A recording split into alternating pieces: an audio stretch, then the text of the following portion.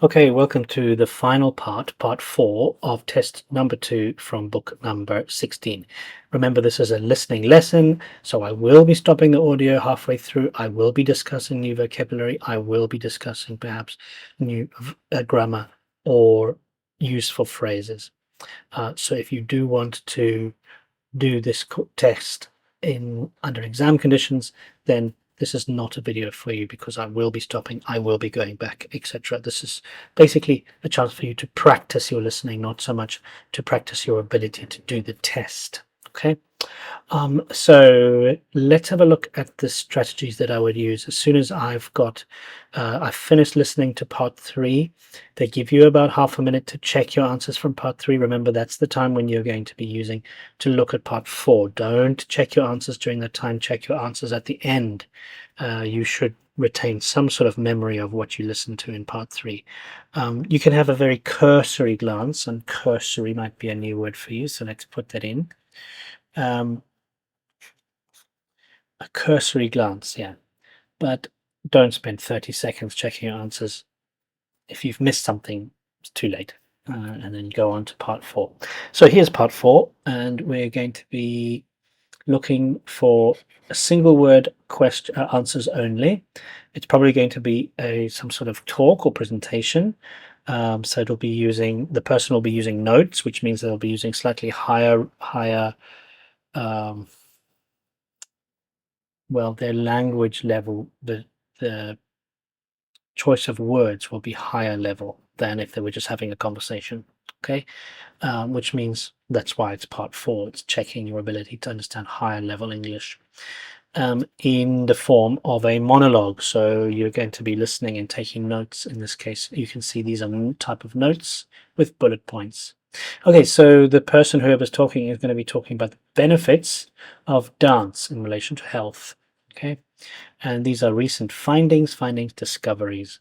Okay, so let's have a look at some of the words in each of these bullet points. Okay, we don't need to focus too much on these. We can look out for words like feelings of happiness to know where we are. So as the speaker is going, okay, I might just quickly underline feelings of happiness. Dancing with others I might underline, but we obviously are focusing on the ones where there's a gap. Okay, so listen, we're focusing a little bit more carefully on these. So university students experiment, it increases. So this is probably, now I'm going to use my world knowledge. Okay, very good idea to do this because this allows you to sort of anticipate, maybe a new word for you, allows us to anticipate the words that are going to come up. So we know that it's going to be a noun because that's a verb. It increases something, always increases something. So the thing is a noun, and I'm going to assume that it's some sort of chemical. So a chemical in the body, a natural chemical, obviously. So maybe I'm going to be listening out for a scientific word here. I'm assuming. Of course, I've not heard this before. I've never heard these before. Okay, for the number 32 here, for those with mental illness, a form of, and then I'm going to put here therapy. I think it's probably going to be therapy because you would go to a hospital or to a psychiatrist or a psychologist to help you, and that would be therapy sessions. Okay, benefits of dance for older people. So accessible for people with low levels of, okay, what do older people have? Energy, low levels of energy. I don't know. Yeah, that's a tricky one. Okay, heart disease. I'm going to underline this because I want to know where I am. Better, something reduces the risk of accidents. So better, again, a noun. But this is for older people. So mobility. And the meaning of that is the ability to move quite easily without needing help or needing crutches or walking stick or wheelchair. So I'm assuming, well, better, it's a single word, so I'm not really sure. And obviously accidents happen when you're not mobile. You don't have a chance to put your hand out before you fall, or to move your foot in the right way to balance yourself out. Improve something function by making it work faster.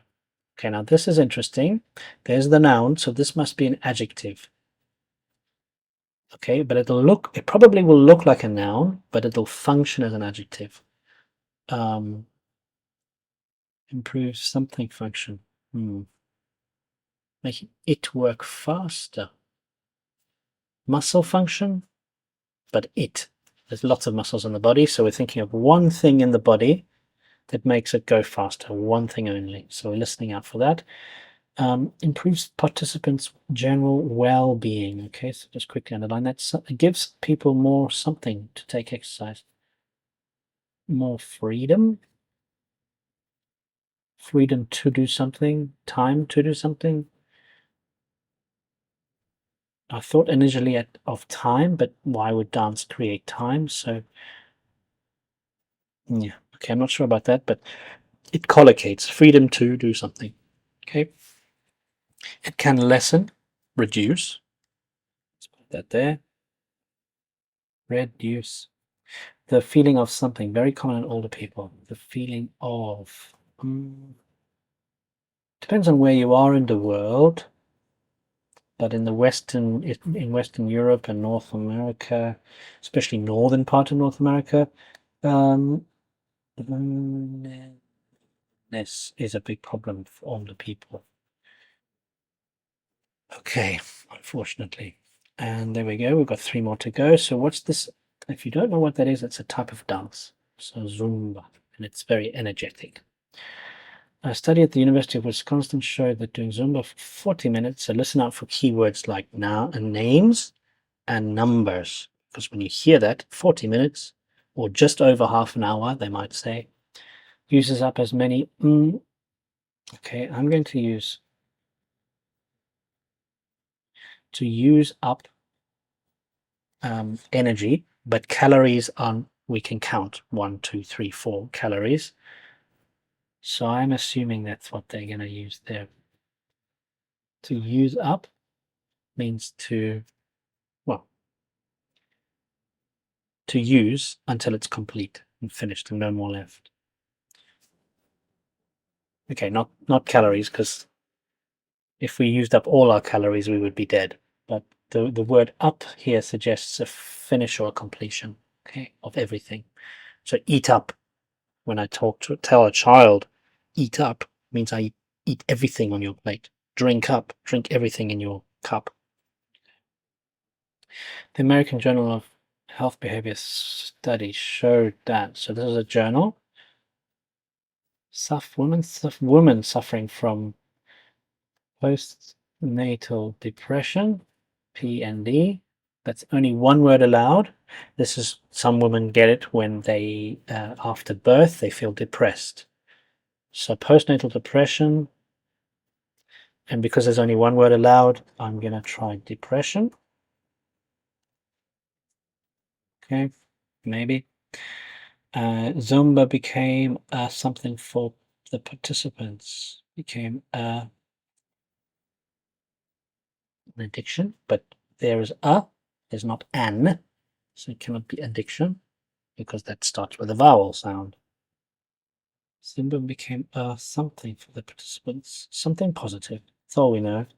It sounds like because we're using the word benefit here, so it's going to be a positive thing. Okay, now obviously we spent a lot of time thinking about this, and in the real exam you wouldn't spend nearly as much time. We've only got half an hour between part 3 and part 4, and then if you look over here, you'll see we get another half an hour. Sorry, did I say half an hour? Half a minute. Let's have a look. Part 4. You will hear a sports science student giving a presentation on the health benefits of dance.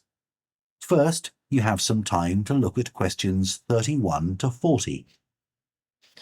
Okay, so that all of that 31 to 40, and if you look over here at the top, you can see that there's a gap here. Now that was 30 seconds there. This looks like it's slightly longer. This looks about 45 seconds. So you got 30 seconds from part 3 plus 45 seconds. So you got about 1 minute and 15 seconds to look at all of this. Now, obviously, we spent a lot longer as we discussed and thought about. But as I said, this is a listening lesson, so a chance for us to discuss new words or what's happening in my head as I'm going through this exam. Okay, so let's skip forward a little bit, and we're going to see if we can check the answers now. And of course, we will stop if we need to.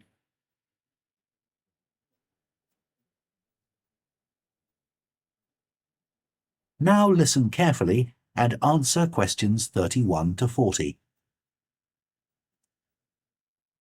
Dancing is something that humans do when they want to have a good time. It's a universal response to music found in all cultures. But what's only been discovered recently is that dancing not only makes us feel good, it's also extremely good for our health. Okay, so you're starting to get we're going to start make us feel good. There's the feeling of happiness, and it's good for our health. There's the word hormones. That's the natural chemicals that appear in our body, and usually hormones are good for us. If they're overstimulated, that can be bad, but usually hormones are there for a reason. Dancing, like other forms of exercise, releases hormones, such as dopamine, which make us feel relaxed and happy. Okay, now I don't think they'll ask you to spell the word. Okay, over here, dance increases dopamine. Okay, anyway, you may want to know that that's a type of chemical, natural chemical or hormone that makes us feel happy. And we get natural dopamine hits from our own body when we win something or when we earn a lot of money. That's natural, but we can also get it from exercise like doing Zumba, for example. And it also reduces feelings of stress or anxiety. Dancing is also a sociable activity. Okay, so the word sociable, you should hear, okay, sociable related to society, people working together. So dancing with others. We can see that we're coming close to question 31. Which is another reason it makes us feel good. One study compared people's enjoyment of dancing at home in front of a video with dancing in a group in a studio. The people dancing in a group reported feeling happier, whereas those dancing alone did not. Okay, and there we've got the word dancing alone. So they've used the exact phrase, fortunately. So we definitely know that the next point will be related to question 31. In another experiment, university researchers at York and Sheffield took a group of students and sent each of them into a lab where music was played for 5 minutes. Each had to choose from 3 options: to sit and listen quietly to the music, to cycle on an exercise bike while they listened, or to get up and dance. All were given cognitive tasks to perform before and after. The result showed that those who chose to dance showed much more creativity. Okay, interesting. So nothing to do with dopamine or hormones. We've got the word creativity here. Okay, so they were given cognitive tasks. Cognitive is a word that relates to the way our brain works. So cognition is another word for thinking. And so they were given cognitive tasks before and after listening to music. Then there were 3 groups. One group was just told to sit and listen. The other one was given a exercise bike and then also listen. And then the third one were the dancers who danced to the music. And the ones who danced had increased creativity based on the results. Let's listen again. Go back a bit. Perform before and after. The result showed that those who chose to dance showed much more creativity when doing problem-solving tasks. Dr. Lovett at the University Okay, so creativity. Right, now Dr. Lovett, we can assume, is moving on to question 32. Let's have a listen. of Hertfordshire believes dance could be a very useful way to help people suffering from mental health problems. He thinks dance should be prescribed as therapy. Okay, there we go. There's the word.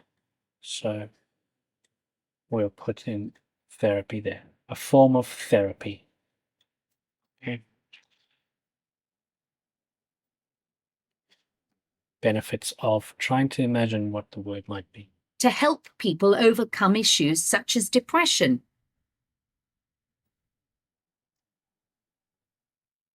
It's well established that dance is a good way of encouraging adolescent girls to take exercise.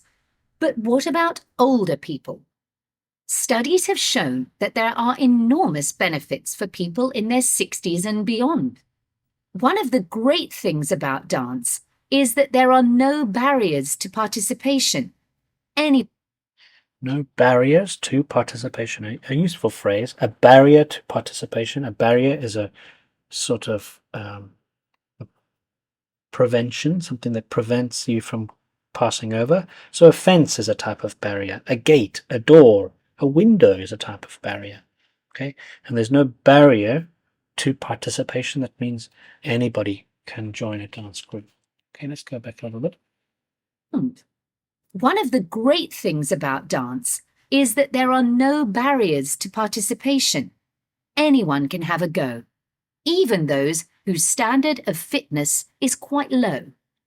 Okay, even those, listen to her intonation. She's highlighting where the answer is going to come up, even those with low levels of fitness.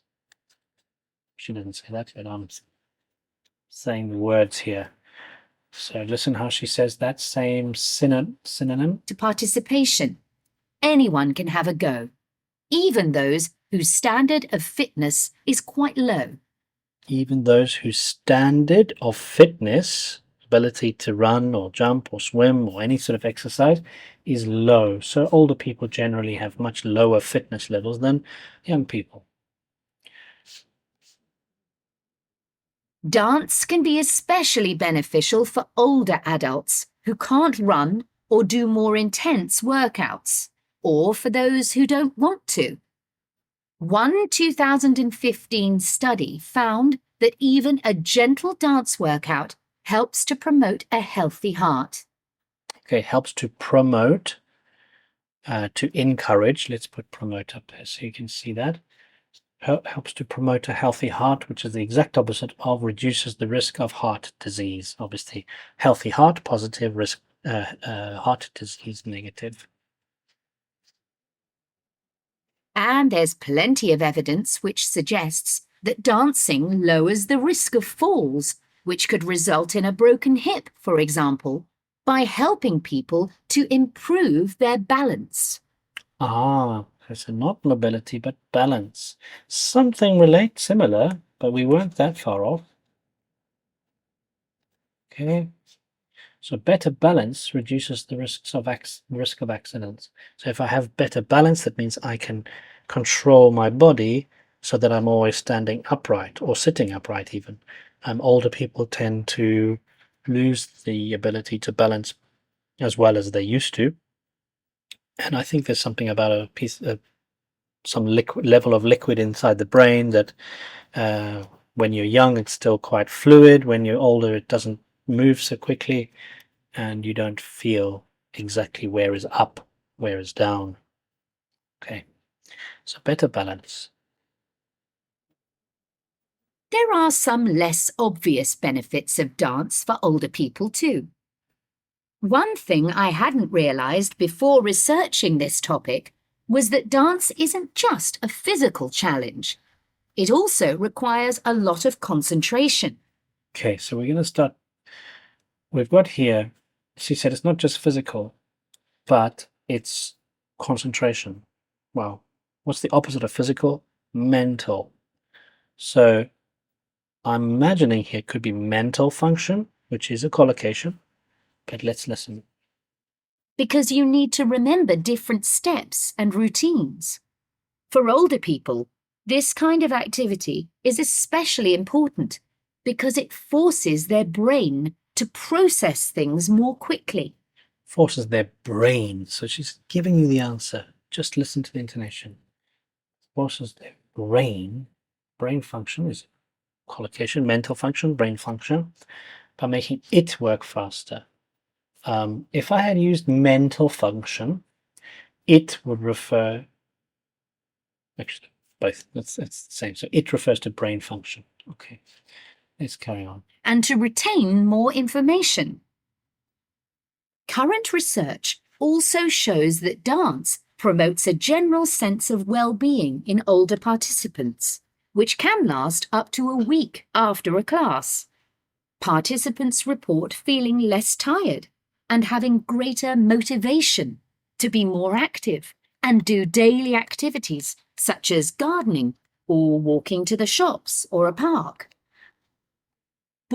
Okay, so more motivation to take exercise, and she doesn't use the word exercise, but she uses, maybe she does actually, but she certainly gives a whole bunch of examples like gardening, walking in a park. And they do that so that you're ready, so you can write in motivation. It's quite a long word, and so that you're ready to listen for number 37. So let's listen again to how they do it. Which can last up to a week after a class. Participants report feeling less tired and having greater motivation. Greater motivation, again, giving you these answers. To be more active and do daily activities. To be more active. So she didn't use the word exercise, but more active and daily activities. Such as gardening or walking to the shops or a park. Okay. All right, now we're listening for 37. Ballroom or country dancing, both popular with older people, have to be done in groups. They require collaboration and often involve touching a dance partner. So collaboration, working together, and let's put that word up there. So collaboration, and you have to touch each other when you're dancing. So that's why I thought loneliness might be it. So let's see what word she uses. All of which encourages interaction on the dance floor.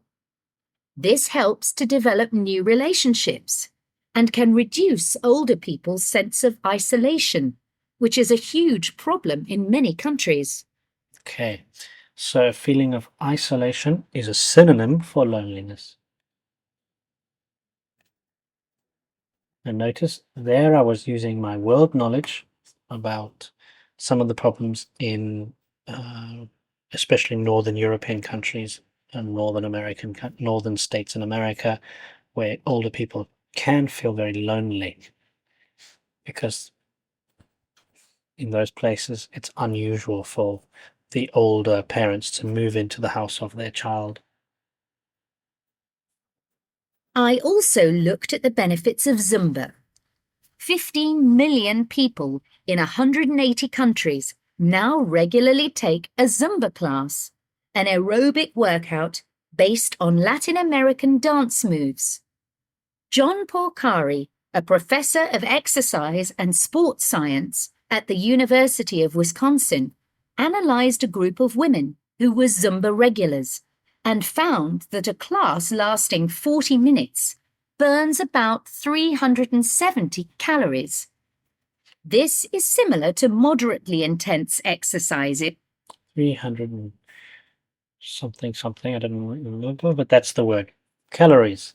So to use up, to burn. She uses the word burn, and this is a much stronger collocation. To burn calories, burn your energy away by moving your body. Okay, but uses up, and that's what gave me the idea.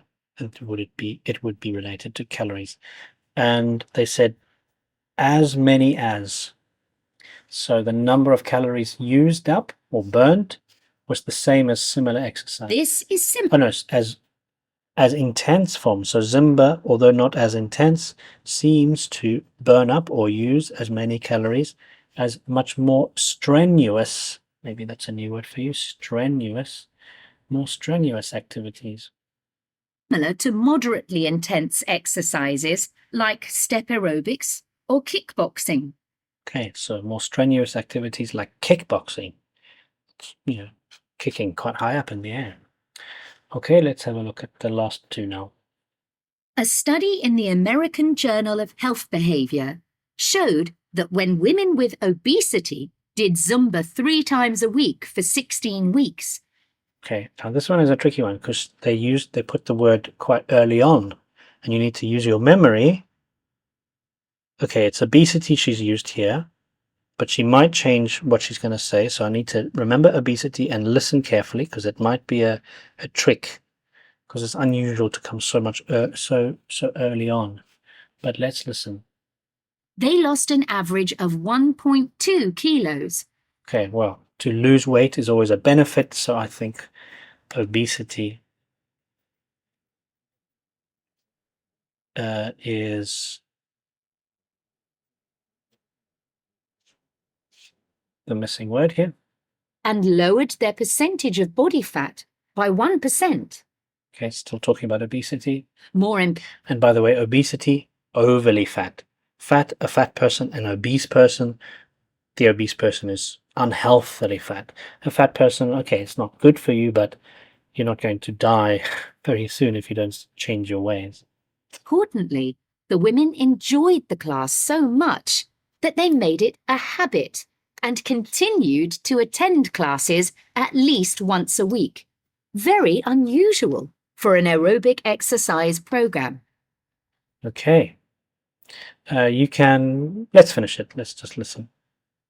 Dance is never going to compete with high-intensity workouts when it comes to physical fitness gains, but its popularity is likely to keep on rising because it's such a fun way to keep fit. Okay, and that is the end of the listening test. Okay. I'm confident in these types of exercises where writing a single word because I'm a native speaker. You've seen in part 2 of this test number 2 that I messed up a little bit because I didn't really completely listen carefully for the first one, and I disagree with the examiners on question 16, or was it 17? I can't remember. But this, for part 4, I must admit, is quite an easy one. I've seen part 4s which have been more tricky. And really what they're doing here is testing your ability to spell. There were no grammar tricks or anything like here. You just need to be able to prove to them that you know how to spell the word calories, for example. Isolation, motivation, these sort of words can be quite obesity. They can be quite advanced. If you have any questions, let me know. Make sure you check out, if you like these listening tasks, exercises, have a look at my courses down below in the description, because I've got a lot more of these and they will really benefit you in passing the exam, because this is just practice. Whereas in the course itself, I look at all the strategies of what's happening in my mind when I am approaching this sort of task. Okay, so thanks very much, and I'll see you one day in the next video.